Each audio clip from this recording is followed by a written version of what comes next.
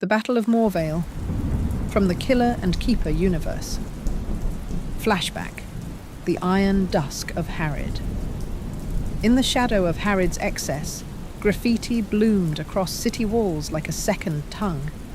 Murals mocked his painted lips, depicting him as a bloated toad enthroned on a mountain of bones. In the market squares, vendors whispered curses into cups before handing them to imperial taxmen. Even children crafted effigies of the king from ash and straw, setting them aflame during secret rites of spite and sorrow. After his death, Malrik quietly commissioned the destruction of many portraits of his father, yet some remained, rebranded by dissidents and rebels. Pamphlets circulated depicting Harrod's face twisted with serpent fangs, eyes blind with greed, captioned with slogans like, "A tyrant dies, but his shadow lingers." These became rallying banners during early uprisings, wielded as warnings and rallying cries alike. His legacy, malformed and grotesque, would outlive his flesh, sewn into nightmares and resistance ballads alike. King Harrod the Wretched ruled not by decree, but by whim and fear. Madness clung to him like a velvet shroud, equal parts vanity and paranoia. He trusted no one, kept a dagger beneath each cushion, and insisted that his food be tasted by 3 servants in turn, each executed if he later fell ill. He spoke often to the skull of his former vizier, propped beside his throne, claiming it whispered better counsel than the living. His sleep was plagued by phantoms. He would wake shrieking about burning rivers and thrones that wept blood. And when he laughed, it was said to echo twice, once in mirth and again in fear. This madness infiltrated policy. He banned bridges in the capital, convinced they whispered rebellion, and instead ordered ferries manned by blindfolded oarsmen. Entire villages were relocated based on prophetic nightmares, and trade routes were severed on the word of a mute seer he kept in a cage of bone. Ministers were forced to swear loyalty not just to him, but to the skull of his dead hound.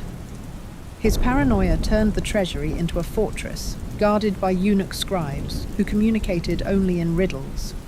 No decree passed without 3 contradictory versions, leading to widespread famine when grain orders were confused for levy drafts.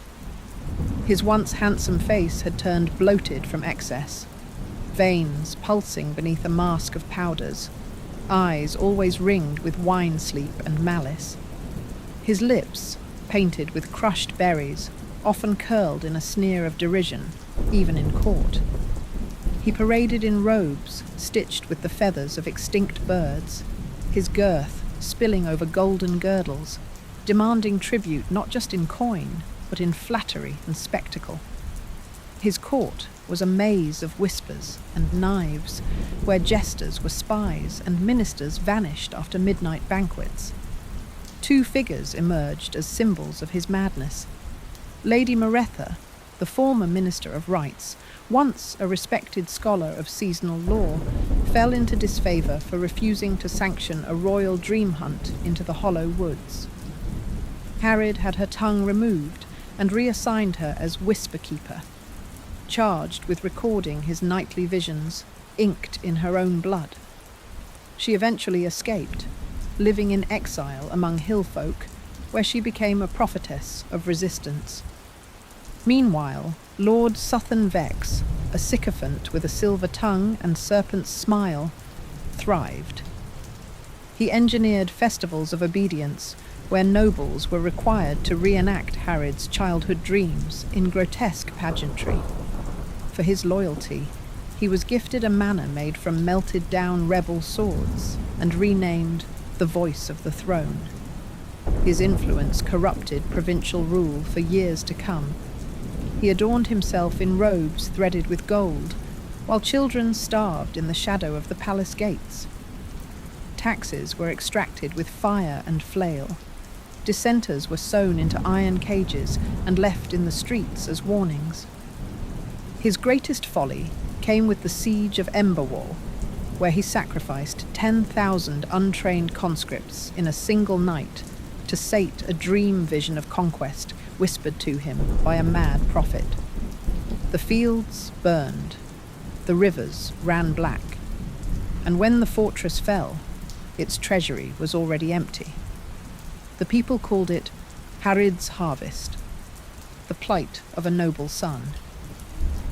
Malrik had watched it all from behind the steel lattice of the heirs gallery, silent, trembling, absorbing every injustice like a wound waiting to become wisdom.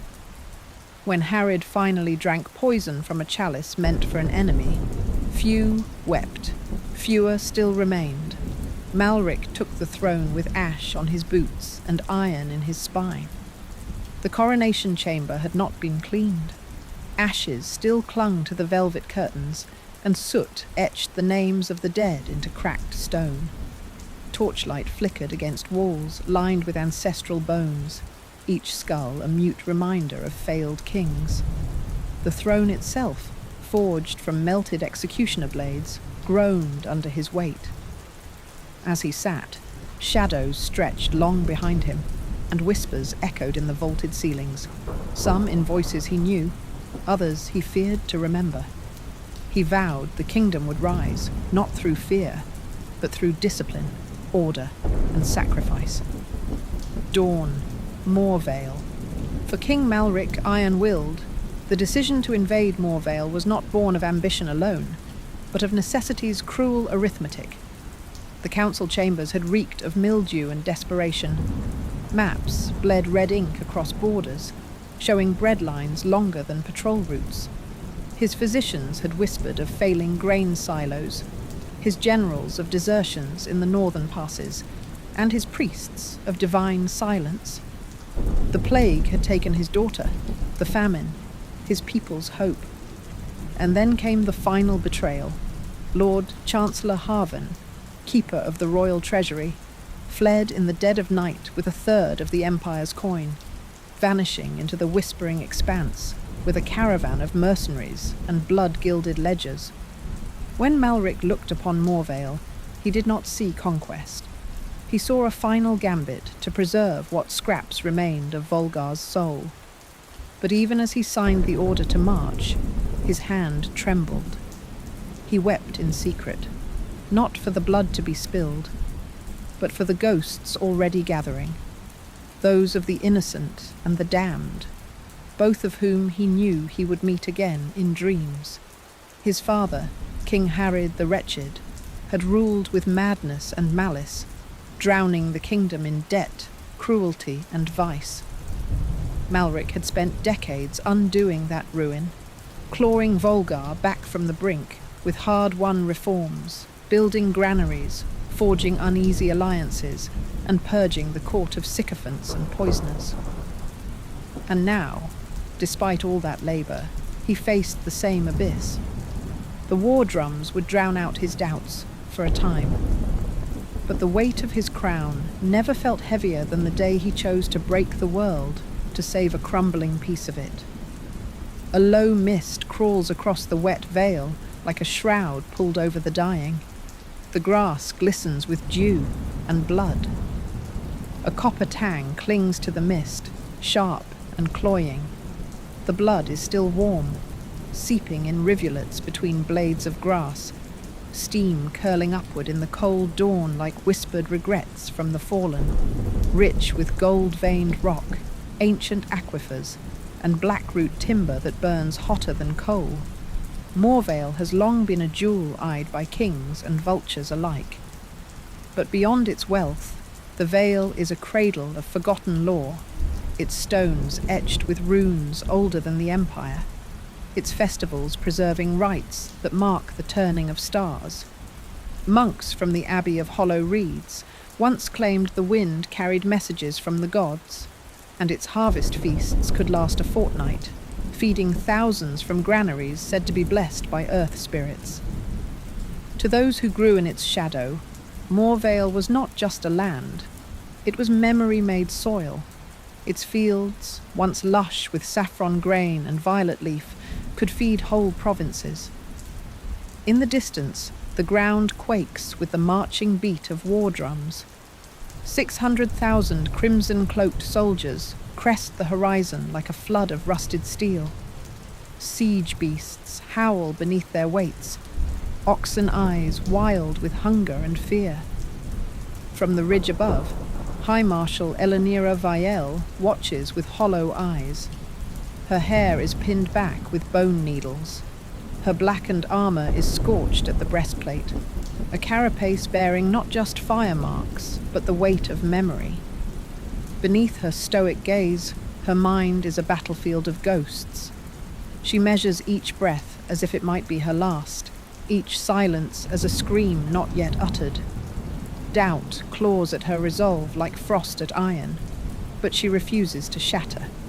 The burden of command has hollowed her, and still she stands, not because she believes they will win, but because she cannot allow herself to falter. Not yet, not here. A memento from the Battle of Ember Pike. Her gauntlets are caked with ash from the letters she burned last night. Final farewells to kin she'll never see again. "Light no banners," she murmurs to her aide. "Let them think we are shadows." Behind her, the last host of Erlathor stirs.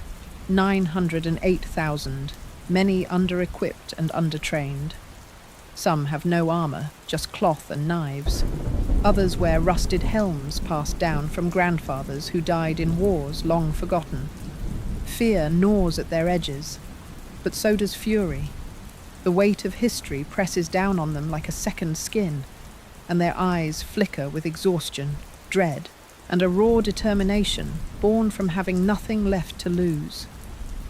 They murmur prayers to forgotten gods, whisper names of lost siblings, and clench their weapons not with confidence, but with the resolve of those who know they are already half ghost. Yet none flee. A single horn wails through the Vale, deep and mournful. The crimson tide has arrived, yet beneath their crimson cloaks, many of Malrik's soldiers were half-starved, their ribs showing beneath rusted cuirasses. Supplies had dwindled weeks prior. Many ate boiled leather straps, some chewed tree bark laced with tar sap just to quiet their bellies. Even the siege beasts nipped at each other's flanks in hunger, their growls sharp with desperation. The night before the march, a fight broke out over mouldy bread. A captain lost 3 fingers to his own men, and still they marched, not for glory, but because retreat meant execution, and forward meant at least the chance to die with a blade in hand rather than in shackles. Their eyes were dull, but their steps did not falter. They were not an army. They were a wave of the desperate, driven by fear, fury, and the faint hope of meat behind the enemy's walls. This desperation gave them a reckless savagery, but it also fractured their morale. They fought with fevered resolve, but the hunger hollowed them, made their hands tremble, their breath short. Some collapsed mid-charge, others wept while killing. And though they won, crushing the last resistance by dusk, what awaited them was not triumph, but ruin. Returning home, they found their lands ravaged by raiders who had seized the Empire's distraction. Their families were scattered, their granaries burned. The roads were overrun with bandits, and what little was left of the treasury had vanished with Haven. Disease followed the army back like a second shadow, and many died before setting foot on their homesteads. Victory tasted of ash and bone. The Empire's heart beat no longer. The conquest of Moorvale, meant to preserve Vholgar, became its epitaph.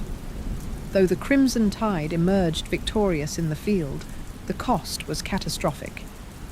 Prince Corric fell beneath the ridge of Ironshale, his blood soaking the soil he had hoped to reform. His death shattered Malrik's resolve, the crown suddenly heavier than war itself. When the remnants of the Crimson Tide returned, they found a homeland hollowed by famine and flame. Raiders had swept in during the Empire's absence, looting what little remained. Fields lay barren, granaries scorched. Of the soldiers who marched to Moorvale, fewer than 1 in 5 returned, and many of those starved before reaching their hearths.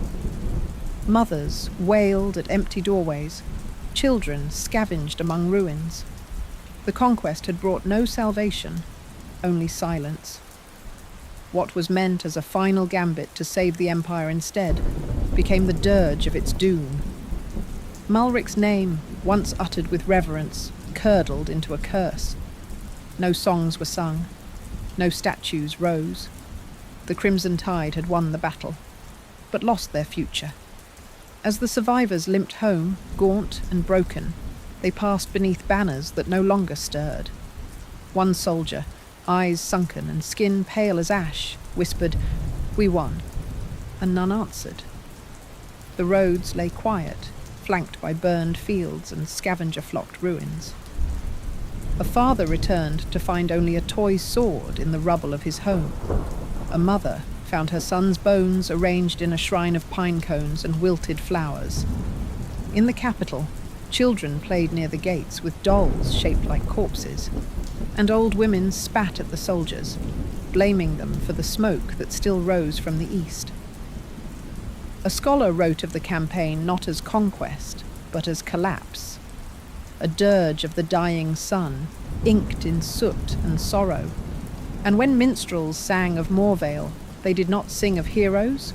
They sang of crows, of rust, and of a throne left to rot in the rain. Yet this desperation forged a raw edge. When the battle began, it was not strategy that pushed them forward, but the memory of empty cradles and hollow bellies. They fought like beasts, unhinged, feral. Some screamed their children's names with every strike. Others fought not for glory, but for the slimmest hope their village might survive the winter if they fell here. Hunger made them reckless, charging headlong into spear lines, biting, clawing, dying. But it also made them unbreakable. No promise of rest or coin could match the sheer will of a father who knew failure meant his bloodline would vanish like breath on a cold morning. And so they fought, not cleanly, not skillfully, but with the force of lives cornered and dreams fading, for their families, for a future they had only glimpsed in dreams. The warriors of Erlathor fought with a different fire. Their weapons were few, their shields splintered, but they stood firm, not out of desperation, but defiance. Their tactics were clever, rooted in tradition, their movements learned from rituals passed down through generations. They did not charge blindly. They struck with precision, ambushed from root and stone, used the land itself as ally. Where the Crimson Tide was storm and flame, Erlathor was thorn and shadow. Their hearts beat not for conquest, but for memory, for the scent of their fields, the song of their rivers, the stories etched in mountain wind. They fought to protect what could never be rebuilt once lost. Whispers ripple through the ranks of both armies, not just of war, but of lineage. Another Harrid rides to war, some mutter in bitterness. Veterans of the Emberwall massacre flinch at the name, remembering screams beneath ash-choked skies. Even among Malrik's own soldiers, the legacy of Harrid festers like a rot in the marrow. Some fear they march under a shadow they swore never to see again. To them, Moorvale is not just a battle, it is a reckoning with history. Moorvale is the final breath of a dying kingdom.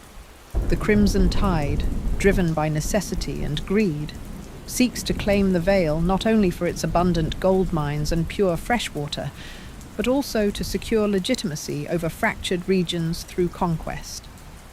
The Empire of Vholgar suffers beneath corruption and plague. Malrik's war is not merely ambition, it is desperation cloaked in valor. For Erlathor, the war is existential. Surrender means absorption into a state that outlaws their customs, erases their histories, and installs puppet lords over their sacred lands. The ruling council has been disbanded. Elenyra's rebellion is the last thread holding the idea of self-rule together. Foreign powers watch eagerly, some silently aiding Malrik in hopes of future favours. In the north, the merchant republic of Selenvine fears the disruption of trade routes and has fortified its mountain passes.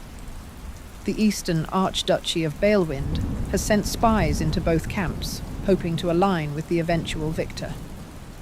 Even the Erathi sky courts have begun whispered debates on whether to intervene or fortify their cloud temples. Erlathor is a land of oral traditions, of shrines carved into mountain spines, and seasonal rituals passed down through generations. The Crimson Tide worships a god of iron and empire, a deity who favours order over spirit.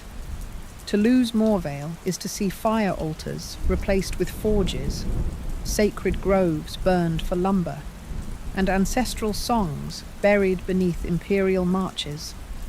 The Shadow Vael Union, backing Malrik, seeks forbidden alchemical knowledge hidden in the ruins below the Vale. Legends say the bones of the first storm dragon are buried there. Their presence in the war is less about victory and more about extraction and desecration.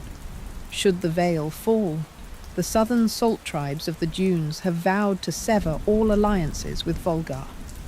Already, skirmishes flare across borderlands once shared in fragile peace. Elenyra Vael lost her parents to the Empire's first incursion. She was a child, hiding beneath a burning altar, clutching her brother's bones, her ears filled with the sound of metal against prayer stones. She once tried to summon help from a river spirit, said to haunt the banks of her village. But no aid came, only silence. Each decision she makes on the battlefield carries that shadow, the guilt of surviving where none else did. Sir Cailan Dern was once Malrik's sworn knight. He defected when he learned of the atrocities committed in the name of expansion.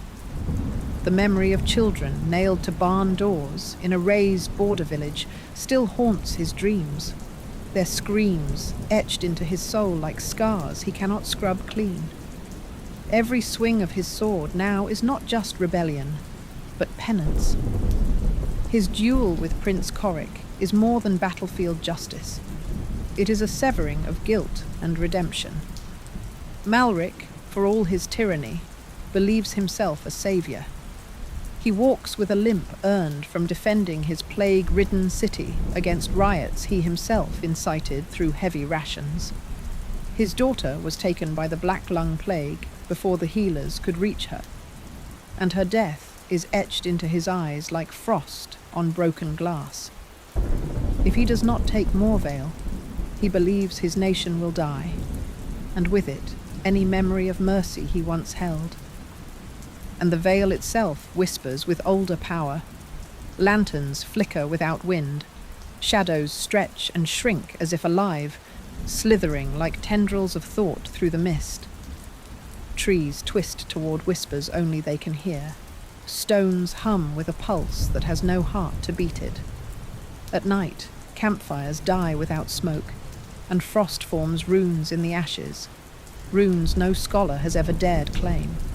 The land watches, not as witness, but as judge, and sometimes voices echo in the fog, whispers in tongues long dead.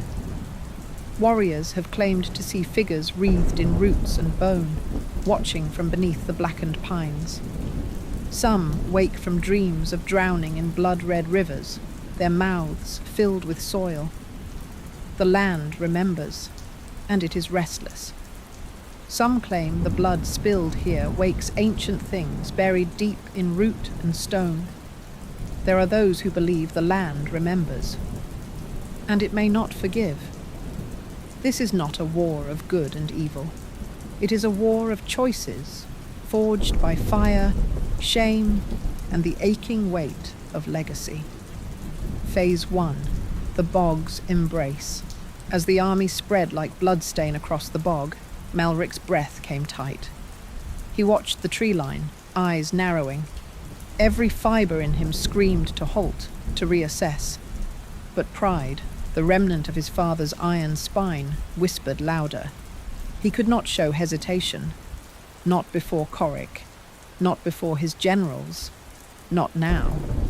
Corric, meanwhile, rode ahead with reckless delight, the pulse of battle humming through him like a fever. He had always craved legacy, not through conquest, but through change. In letters to his tutor he had once written, "I will not be my grandfather's shadow, nor my father's reflection. I will be the hinge upon which our empire turns."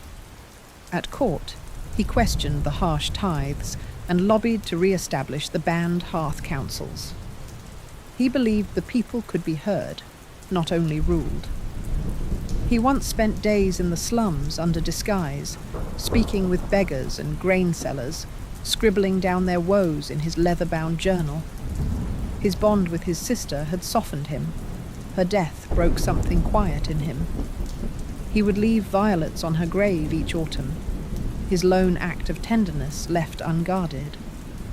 His closest companion was a former slave turned sparring partner, Kelrin, who taught him humility through bruises and parables. On the eve of their departure to Moorvale, Corric found Kelrin sharpening a dull blade beneath the barracks torchlight. "You'll bring that?" Corric asked, gesturing to the worn sword. Kelrin didn't look up. "Steel remembers. This one's seen me through worse." "You've always trusted rust more than prophecy." "I trust blood, and yours is restless tonight." Corric hesitated. "If I die, find my journal. Burn it, if it shames you." Kelrin finally looked at him. "If you die, I'll see it carved into stone." Years later, standing amidst the crumbling stones of the old temple, Kelrin pressed a hand to the sealed journal he had placed there long ago. The wax had dulled, cracked at the edges, but the twine held firm. As dusk bled into the sky, he whispered, "It's carved now, Corric. Not in stone, but in memory." His eyes, wet and hollow, drifted to the sun sinking behind the veil. "And that's where it'll outlive us all." The truth shouldn't drown in silence. "Power doesn't change you," Kelrin once said. "It reveals the liar you've been hiding." Yet in this moment, blinded by firelight and the clangor of banners, that idealism was swallowed by the romance of war. His mouth grinned, but his hands trembled on the reins, not with fear, but the giddy anticipation of proving himself. He had not seen real war, not like his father. To him, this was glory. His mouth grinned, but his hands trembled on the reins, not with fear, but the giddy anticipation of proving himself. He had not seen real war, not like his father. To him, this was glory. Neither noticed the shifting light, the unnatural stillness, the bog breathing beneath their boots. King Malrik, Iron-Willed, towering and cruel, rides a black war beast with teeth of silver that gleam with an unnatural luster, as if forged from the bones of moons. Its breath reeked of burnt parchment and rotting myrrh, and each exhale shimmered like heat over the dead. Its hooves struck sparks from stone, and its eyes, a pair of smouldering coals, seemed to judge even the stars. His generals form a crescent, hungry to devour the Vael. His son, Prince Corric, grins as he commands the mercenary lancers from the Varan steppes to circle the woods. They do not see the markers, half-buried cairns shaped like broken teeth. They do not hear the hiss of swamp gas beneath their hooves. They do not survive. The first scream comes from a rider swallowed by the mire. The second is a horse breaking its legs on a bramble spike. The third is Corric cursing, as the trees themselves seem to convulse and close in. From the fog, fire arrows, screams, wolves. Malrik's right flank vanishes into the fen within the hour. Phase 2. Night of the Howls. Corric's death reverberated through the camp like a dirge none could silence. Though young, Corric had been the gleaming blade Malrik had forged in secret, a prince raised on discipline, not luxury. He spoke 3 tongues, could recite battle chronicles from memory, and was taught never to cry, even when plague took his sister. Malrik had once whispered to him, "You will not be me. You will be better." And now the boy lay broken in the mud, his promise spent like a coin tossed to a corpse. Malrik sat alone in a collapsed pavilion, blood staining his fingers where he had clawed the earth. His grief was not loud, it was sharp and quiet, like a knife lodged beneath the sternum. His son, his legacy, was gone. All that remained was vengeance and the hollow promise of order through ruin. He did not weep. He ordered the wolves fed. The moon rises bloated and red. Smoke coils through the enemy camp. Then come the howls. Not wolves, but something older, bigger. Direwolves, starved for 3 weeks, fed only on cloth soaked in blood. Released into the camp as the wind shifts. Tents collapse. Men run blind into their own fires. One soldier is found days later, eyes burned out, cradling a charred doll he had sewn from battlefield rags, whispering lullabies to the scorched wind. Baron Trask, High Alchemist of the Shadow Vile Union, is pulled down mid-incantation. His ribcage is split open like a harvest fruit. Far on the ridge, Elenyra watches. She whispers, "Let them dream of fangs." Phase 3. The Spear of Erlathor. Elenyra knows this charge is not survival. It is the scream of a dying world. As the horn sounds, she does not pray. She clenches her broken gauntlet, blood soaking the inside, and rides with her eyes fixed not on the enemy, but on the ghosts riding beside her. Cailan sees only red, his heart thrumming with hatred, his breath catching as if a voice behind him keeps whispering, "Make it right." Malrik rallies what remains, hardened veterans, shield walls, 6 men deep. He pushes into the Vael's heart, roaring for blood. He believes victory is near. Malrik rallies what remains, hardened veterans, shield walls, 6 men deep. He pushes into the Vael's heart, roaring for blood. He believes victory is near. He is wrong. From the east marsh, horn calls. From the west ridge, hoofbeats. Sir Cailan Dern, Erlathor's last knight, leads 600 heavy riders. Not enough to win, just enough to wound the beast. They charge into the centre. Hooves churn the sodden earth into a mire of mud and entrails, where shattered shields float like broken prayers. One soldier, a miller's son named Erven, slashes through a crimson-cloaked knight with a kitchen cleaver, teeth bared in a snarl of grief.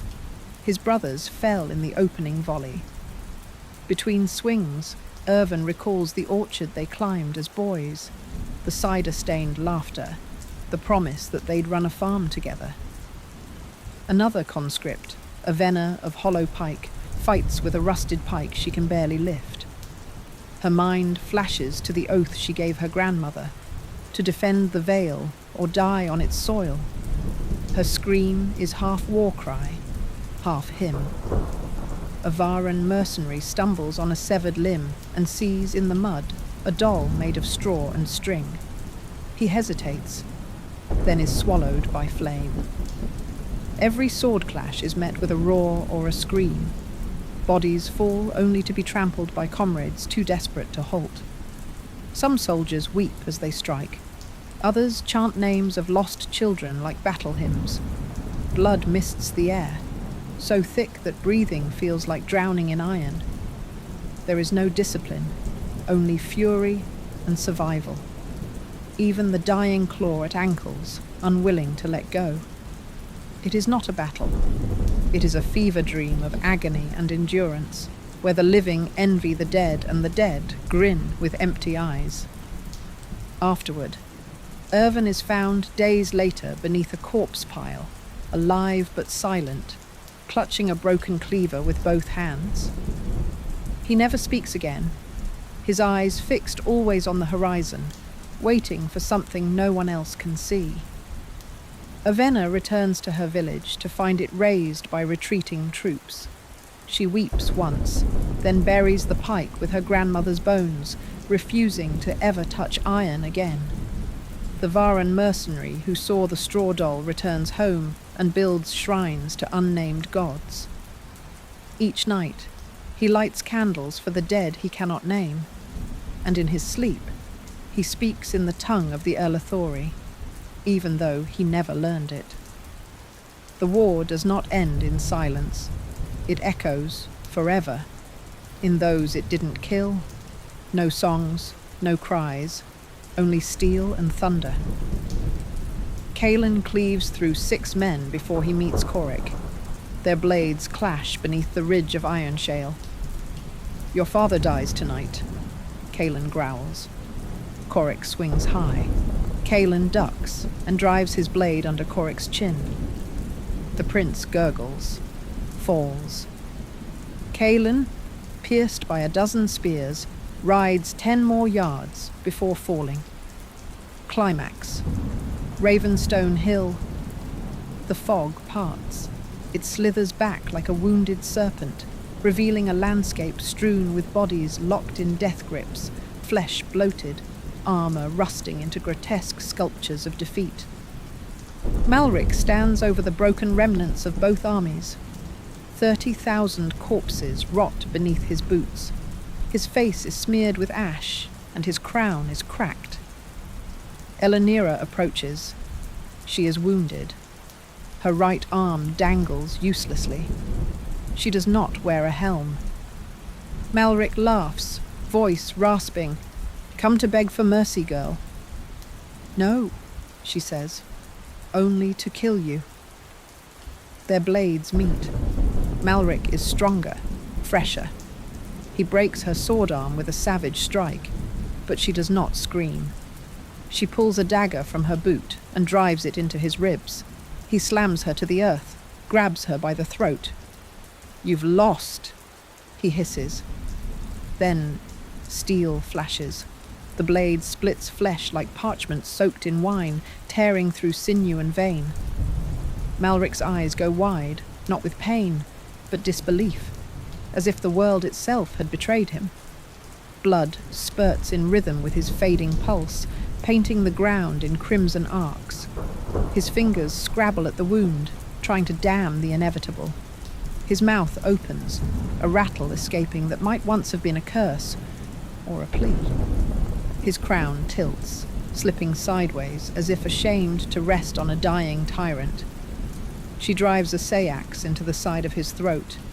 He chokes, gargles, falls to his knees, still alive. She leans in close. Moorvale belongs to the dead now. You may join them. She twists the blade.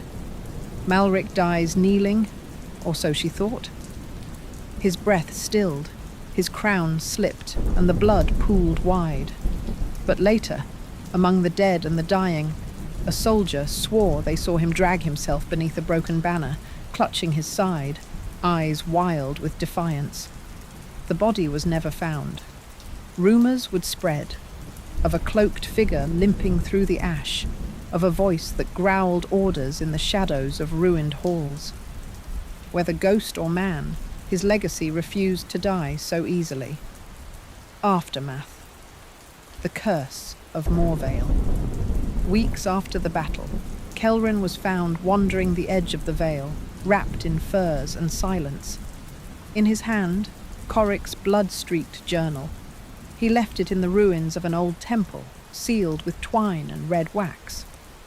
Beyond the crumbling hill, King Malrik and the remnants of his war-torn army began their journey home. Silent and sunken-eyed, they marched not as conquerors, but as ghosts wearing flesh, the weight of hollow victory pressing on every step.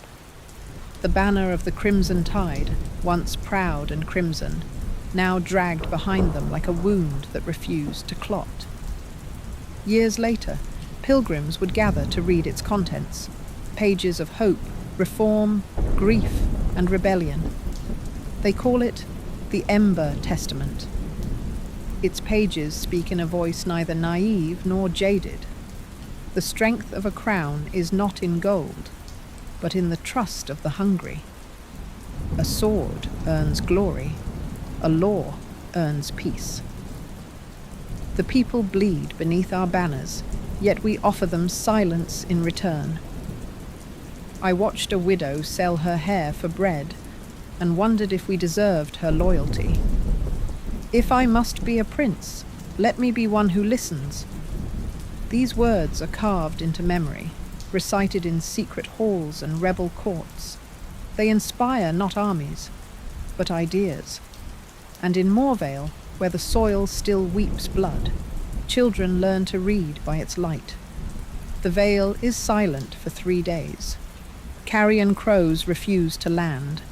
The air is too thick with the stench of despair, sweet, metallic, and tinged with something ancient and unspoken. The trees bloom red for 7 autumns. The soil grows nothing but ironweed and thistle. The marsh sings with ghostlight. Children born in the shadow of the Vale are said to carry stormlight in their eyes and speak in sleep with voices not their own. Farmers refuse to till the earth near Ravenstone Hill, claiming their tools whisper warnings when plunged into the ground. Ballads sung in the lowlands change subtly each season, as if rewritten by unseen hands. Elders speak of mist that seeps into dreams and leaves behind fevered sketches of wolves with human faces, thrones of bone, and rivers running backwards. Elenyra vanishes from the world. Some say she became a hermit. Others say she walked into the wolves' den, and they bowed before her. Malrik's empire fractures. Vholgar becomes a memory carved in ruins.